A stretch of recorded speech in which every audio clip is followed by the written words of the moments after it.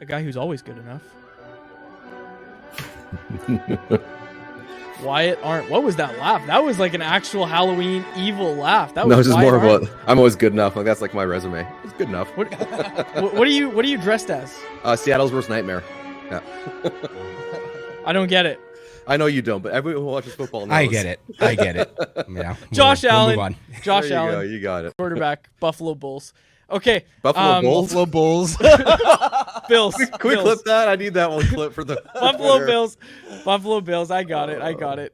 Not in the Stanchies club today. Is that because it's Halloween, or is that because of how last night's game went? This is the Canucks defensive zone behind me, so I'm just kind of want to go.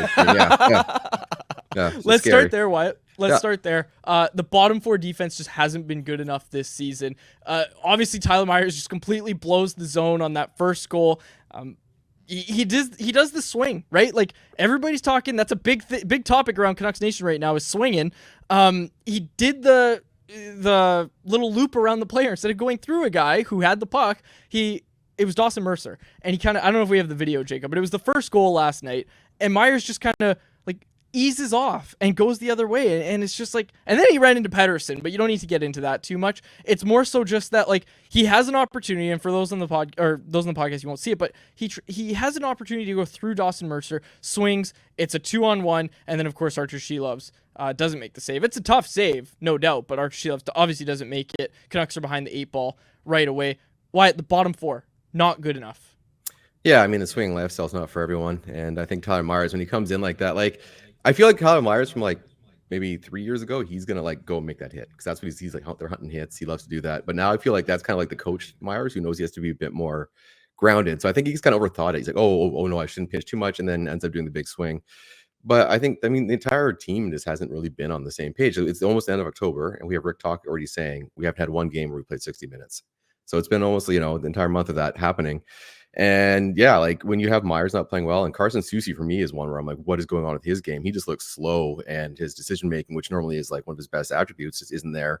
Like the team's in trouble. And for me, after a huge loss, Rick Talk is always going to have his team's back. Like, oh, forget it, move on. So for me, the biggest press conference was the day after the Carolina loss in overtime, and that's when he's more open because it's like, okay, I'm not kicking my team when they're down. And he talked about a lot of subjects. I don't think people are talking about it enough. He was talking about Pettersson not moving his feet, talking about how it's not the coaching. We've told the team what to do, and especially like against Carolina, like we told them on the power play they're going to stack the side. They still ended up going that side. So like there is a disconnect right now with the players not putting into play what the coach are telling them to do. So I do think there is concern from talk of what he's seen from the team, because that loss, we haven't seen that kind of loss under Rick last year at all. Like that was there were two things from that game that people could cheer for. It was a Garland fight in which he got beat up, and there was a Teddy Bluger breakaway. And then that was it. Like that, it was such a low event game for this team.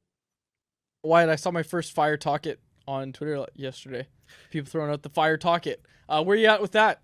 I mean, that's the thing. Like we're getting the reactionary stuff and like, oh, well, you bring in a mid coach, get mid results and all this stuff. And it's like, yeah, I do think obviously people maybe elevated him a bit high last season because the start of the season, everything went their way, but he's still a good coach. Quinn Hughes loves him, talks about being his favorite coach. He brought an system to this team that we saw with Travis Green and Bruce Boudreau wasn't there. So I don't think this is the time to go after him. And that kind of trickles down to like everyone on the roster, especially Elias Pettersson. Like, let's get into that subject. Like he right now is getting a lot of the same thing you hear what the Sedins got early in the careers. Oh, he's too weak in the puck. He's falling down a lot. He doesn't want it enough. And there's like that veiled, not North American enough style of play underneath it all. And when I watched last game, like, no, Pettersson's trying. I just don't think his head's in the game. Like at one point I put it on the stand, she's like, he was chasing a hit down, which is like, yeah, good for you for trying to be that, like, okay, we're down and we try and be physical, but he put himself out of position and they end up getting an odd man rush. So I just think he's like overthinking. Like end of the first period, he gets that shot, he's in the slot. Elias Pettersson a couple years ago kind of skates in a bit, picks his corner. Here it looks like he was think right in the middle of the chest. So it's like, I think people are attacking Pettersson and like, yeah, obviously last season wasn't great in this year, but you've got to give him a bit of time to find himself, because I just think people are giving up on everything way too quickly. Like, coach, like, how are you going after Rick Tocchet right now? How can you be doing that in October? I'll be honest, Quads. I didn't think you'd even be asking about Tocchet like that. That caught me completely off guard. Well, that's the thing is I'm seeing now again. It was I think that's a few complete over. Like Totally. I think that's like the No. fringe, like 1%. Like I don't think anybody's really blaming Rick Tocchet for this. And the idea that well, hang on. There was like a more popular idea and tweet that Rick Tocchet's broken Elias Pettersson. Like that was going around last night. Yeah, and I think that's like I don't buy that either. Yeah, Neither to do me- I. But it's absolutely a talking point. Not fire talk it, but it's absolutely a talking point that the coach is picking up some of the blame here. Yeah, I think it's ultimately not his fault, Talkett's fault at all. But why to sort of transition to sort of looking at last night's game, a lot of the discussion is obviously around the goaltending and Shilov sort of struggling. But when you look at the season as a whole, how would you grade Vancouver's actual defensive play? Because last year they were rock solid, especially in the second half. They were elite when it came to protecting the slot, not giving up anything off the rush. Seems to be a bit leakier, especially the last couple of games. But how do you think the Canucks are defending overall so far this season? And how much of that do you think relates to the growing pains of the Canucks trying to open up their system and create a little bit more offense? I mean, that's the big thing because Rick Tocchet did kind of put it out there, like we got to score more goals, and he's sometimes honest to a fault. And so, like a lot of coaches kind of keep like Travis Green keeps everything to the chest, so you can't really attack him for anything. But Tocchet was open, like we want to get a few more goals, and so that is kind of a talking point. And we don't know. It could be something where the team is trying to push a bit more. If we want to get in that psychology, it could be that last season got off to a hot start. They were the underdogs, and this year maybe they come in a bit complacent, like subconsciously, like, oh, we were great last year, we're gonna be great this year, and you just don't know where it is. And like there's even things like JT Miller's performance last night. I thought was one of the worst games I've seen from him. He was completely disengaged.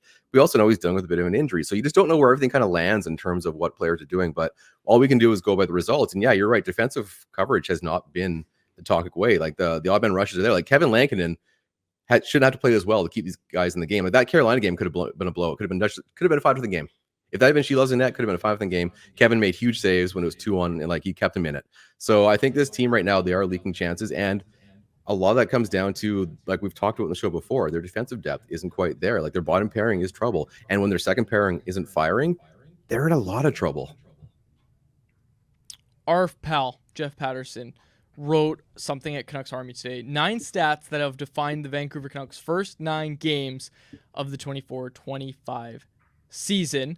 I'll quickly go through some of them, okay? So we've got lack of star power. We can talk about that. Kevin Lankinen has been lights out. We know that. Quinn Hughes is the only person on the team that shoots the puck. The power play, not good enough. I think these are all different topics that we can get to, but the one I wanted to quickly rattle off here was Jeff also dove into Elias Pettersson's NHL edge data, and it's not even close. Like, it's not even close to what it was last year. The shot is slower, less effective. He's shooting the puck a lot less. He's not skating as quickly. He's not having the same bursts of speed that he's normally having. He's not having the same top speed. Like, take your pick. Go look at an NHL edge stat for Elias Pettersson. It's worse this year than it was last year. Wyatt, people want answers, and again, we don't really have them through 9 games, but like, what the hell's going on with Elias Pettersson? I'll tell you this. I personally just think it's his knee. Like, I think it's largely just his knee is aggravating him again. I don't think it's a coincidence that he tailed off at the end of last season, says his knee was bugging him in that time, comes to training camp, says, oh yeah, I'm dealing with the nagging injury that doesn't want to go away, and now he looks the exact same. Like, I don't think that's a coincidence. That's my personal belief, but I know there's people out there who think it's the wrist, mental, whatever it is. Like, what's your theory on what's going on with Elias Pettersson? Yeah, he's kind of been under the spotlight for a long time. Like, he has like a towel on his wrist on the bench. It's his wrist again. Like, that's always been the theory for a long time. But the knee one's the one we know about for sure. And that fact, if you have an injury, everyone who's had an injury, it affects you. And like, even like, him getting that puck in the slot in the first period, maybe he doesn't feel comfortable taking a couple of strides because he doesn't have the power there. And like, we haven't seen him make those moves where he beats a guy and dang. We've seen like, well, he tried to deke one guy a couple of games ago, and that like stood out like, oh wow, he tried it. And that used to be like 5-6 times a game. And for me, the biggest thing, like, it's not I think he is trying. He just doesn't, like you said, I think it's a mental thing, a mental disconnect from his body, from his skill, from his game. It's all kind of coming together because we, again, talked about in the show as well. Like, his defensive game isn't like, he was in the point where it was like, oh, this guy's a Selke candidate. Like, he is so good defensive zone. He gets to the right spots. Like, he's never been the quickest skater, but he's a smart player. He knows where to get to. And now, like, it really does, like, to use the Ben Simmons thing, like, he just feels like he's got the yips. He's not, doesn't want to shoot it. He's always looking past. Like, I know people are like, yeah, his line mates, Garland, I think is a fantastic line mate, but you've got like, Baines going up there, and you're like, okay, like, I think they have tried enough that he should still be able to produce. There is a level of like, you're getting paid. You've got to find a way to get in the score sheet. It shouldn't be Garland carrying your line. And that's what's happening right now. And I know, like, we had the whole, like, oh, Miller and him shoved to practice stuff. And people are like, oh, is he like tough enough and stuff? And we don't know. Like, we can say, like, certain players I'm sure can deal with pain better than others, but maybe it's in his head now. Like, maybe he's getting frustrated that he knows how he can play, but he can't do it, and he's not finding a way to adjust. And again, I think I see the effort there. Like, he's trying to throw hits, he's still trying to do things, but like he's just he's not the player he needs to be for this team. And this team, like, defense issues aside, if Pettersson can't get it together, there's not going to be a long playoff run for this team. I feel bad because we're just shifting from one negative topic to another, but we kind of have to. The power play was, again, abysmal last night. And I sort of look at that 4-minute opportunity that they had 4 minutes into the game as, like, right away when Hughes drew that call, I looked over to PJ in the press box and said, one way or another, I promise you this is going to be a major turning point in the game where power play has been under the microscope. Either they get back on track and they're able to tie it up and you're able to get out of this early hole and feel confident, or guaranteed they're going to look back on it as this big missed opportunity and it could set the tone for the rest of the night, where any further man advantages that they get, they may struggle. And that's sort of exactly what happened.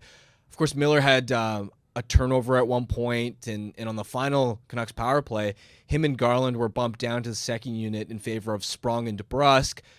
There's long been a search for finding that right fourth forward to play on that top unit ever since Bo Horvat left. They experimented with DeBrusk early on. They gave Garland a shot. Do you think Sprong deserves an extended look on PP1 to see if he can be the option?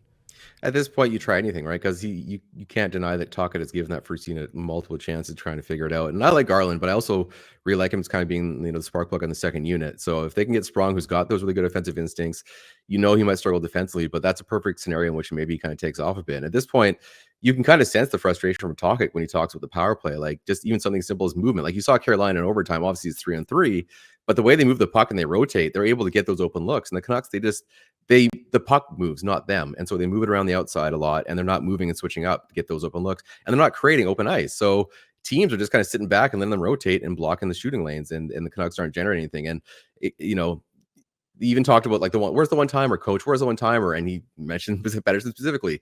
He's not moving his feet. If you stand in one spot, that's easy to block. And as much as I enjoy Garland's game, that guy's not a shooting threat. So if he's got the puck on the wall, you don't have to respect his shot at all. So I think the Canucks are in a spot where, like, yeah, you try anything because the power play is losing them games. Their defensive coverage is losing them games. They've got to find a way to start winning some games because, yeah, it's only October, but it's pretty, easy to fall behind in this league, and all of a sudden it gets away from you. There's a lot of interaction going on in the chat right now.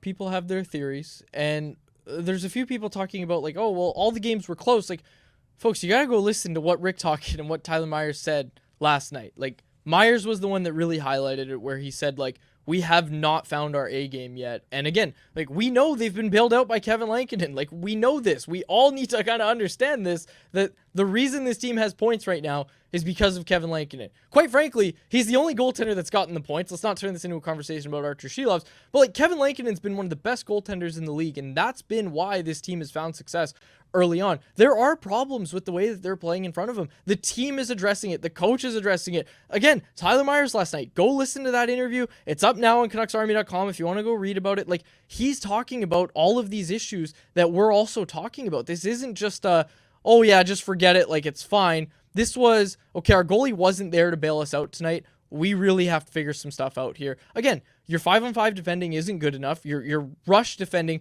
was way worse last night than it has been all of this season. Like, we haven't seen that many 2-on-1s this season, but we have seen 2-on-1s, and Kevin Lankinen stopped most of them. Again, this isn't an Archer Shelovs conversation. This is a team in front of him conversation. And again, the team in front of him has their warts and has their issues right now. Shifting gears a bit, Wyatt, I've looked ahead. That November schedule is a perfect get-right schedule. Like, that's a great chance to bank some points. It starts this Saturday when they take on the San Jose Sharks. Like, are you looking at this as a chance for the Canucks to just, like, okay, we can work through our stuff and we can start to build some good habits? Because even if we make the odd mistake here and there, like, these teams that we're facing aren't going to always be able to burn us every time, like a New Jersey or a Carolina. Yeah, I mean, New Jersey is one of the best offensive teams in the NHL. It's a tough team to go against, especially for Shelovs. I felt bad that he's thrown in that game, but they've got San Jose, Anaheim, LA. LA is a tough one, but you've got potential easy wins against Anaheim and San Jose. Perfect time to kind of get your game in shape. And again, every team has ups and downs, and this happens to be the start of the season, which makes it feel kind of worse. If this was maybe like a December slump, you're like, okay, well, we've seen some good hockey. Here's some bad hockey. Right now, all we've seen has kind of been the mediocre hockey, and they've got to kind of find their way. And I will say the vibe. This is like probably. I'm not saying it's the word. We didn't see this kind of vibe last year. Last year, you always kind of felt like Like they didn't lose more than 3 games for like, I don't know, maybe once, I don't know if any. Like they just always kind of felt like we're gonna get our game back, and they would get it back. Like I remember Ian Cole was like always famous for like, yeah, you know, we're gonna get this turned around, and they would do it. This season, it's kind of felt like there is a bit, the vibe's a bit off. Maybe they aren't getting the wins as easy. Maybe the balance isn't going. Like maybe it's just a bit of bad puck luck, bad skill, poorly timed injuries. It's all kind of hitting at once. And I just think the vibe right now is a team that's kind of doesn't know what to do to turn this around. Because again, you talk to the players, you talk to the coach, you can sense just a little bit of frustration on the surface that like they know the answers, but they can't get them yet. So it's like they've really got this road trip, honestly, like 2-1 bare minimum for this team to kind of maybe I think get some good vibes going. Before I sort of close it out, I wanted to shift gears a little bit. Give me your glass half full take on what you've seen from the Canucks so far in October, the first month of the season. Give us some positives and maybe some reasons for fans to just continue being optimistic, just because we've spent a lot of time talking about what's been wrong so far. I think, again, we haven't seen anything even close to their A game. So we know like they're winning games either with a good goaltending or Quinn Hughes playing 80 minutes a night. Like they have won a lot of games by not playing a complete game. And we know they can. They have that in them. We saw last year. So I think this team can put it together. I think they've got the right coaching staff to do it. It's just a matter of just finding that groove. So I think like, yeah, I understand this is kind of a frustrating season so far, but I have no doubt this team can put together. It's not like Edmonton's struggling too. So Calgary had the hot start, then they're struggling. Like no one's really like just like running away with it right now. Everyone's kind of finding the groove. So it's not just Vancouver. Like it's very easy to see the team in front of you is having only issues. A lot of teams are having issues and holes trying to fix. So for Vancouver, you know, Quinn Hughes is having another amazing campaign so far. You know, Kevin Lankinen, thank God for him, because the team would be in a lot of trouble without him. And then you got Demko coming back. So like if you got Lankinen and Demko to get you through the season, that makes your ability to make sure Demko doesn't get overplayed so much easier to handle, right? So they've got some things going for them this year, but they just got to kind of figure that, get on the same page. Because again, for me, the biggest takeaway right now is just that glimmer of frustration we're talking, where like the coaching staff is telling them what to do, but they're not able to do it on the ice yet. And again, you highlighted why like there's a lack of star power right now. If those guys figure it out, you've got like Jake DeBrusk, who doesn't have a goal. Elias Pettersson, obviously we've talked about him. He had 15 points through 9 games last year. He's got 4 this year. JT Miller, same thing. Like Brock Besser even wasn't great last night, especially. When these guys start to really find their stride, it's going to help. And again, the power play, knock on wood, isn't going to be like this all year long. Like you don't think. We hope not. So that's could be, who knows? That's my glass half full, is that things they have too much skill. But also it's not like their power play is at the bottom of the NHL. It's still like, so things it's could below, get worse. it's below average, but it's also been like, looking at the numbers, they've been 25th in the NHL since last season's All-Star break, 41 games, half a season of them being 25th. And so far, I don't think it's not like they're 32nd where you're like, okay, they're going to be better. It's like they're kind of mediocre, below average, which is like, I mean, that could be them for the entire season. It could also improve, but don't think this is the floor and that it's only up from here for the power play. On that note, we'll close it out with Wyatt. So Wyatt, things could get a lot worse. Well, and that's Vancouver way. I will say one quick shout, like the Canucks, like right now have got like a very serviceable third line that's working really well for them. Yeah. Right, that line looks like it could be a real line. So then if you get Dakota Joshua back, like if you get a Garland, Pettersson, Joshua line, like there might be something there that could work as well. So I think like their forward depth, like it is like potentially very, very good. Kiefer Sherwood, we didn't mention him. He's a huge highlight alone. It's the defensive depth. Like honestly, I bet you Eddie, we know this team likes to move early and trying to make trades. I have no doubt they're looking at these D-men right now, because like that is the one glaring weakness for me, that defensive depth. Absolutely. And ultimately, like that's the thing. I highlighted on yesterday's show, like this management group has made trades in October. They have made a ton of trades in November, specifically for defensemen too. Like we've seen them do it. Again, I think it helps that they've banked some points, and that's going to certainly help. And it's not a panic. It needs to get done on November 1st. Again, soft schedule as well. So it'll be nice, I think, to wait until we see some defensive reinforcements. But you're bang on, Wyatt. Like I think once they get that defensive reinforcement, it's certainly going to help them just be a better team, all in all. But with that, we'll let Wyatt go. Wyatt, thanks so much for joining us, and we really appreciate it. We'll chat with you next week. Whose costume's better?